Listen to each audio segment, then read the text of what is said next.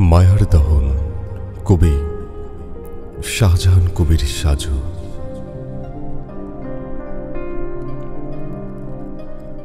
রূপকথার গল্পেরা খেলছে আমার চোখে, তবে তুমি আড়াল রাখছ কেন তোমার ওই মন?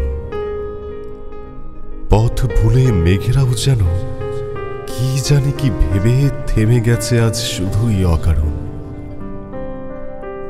নিজেকে ফেরানোর উপায় নেই আর আমার, মন বলে থেকে যাই অহর্নিশ তোমার ওই নীল নীল মায়াবী চোখের তারায়।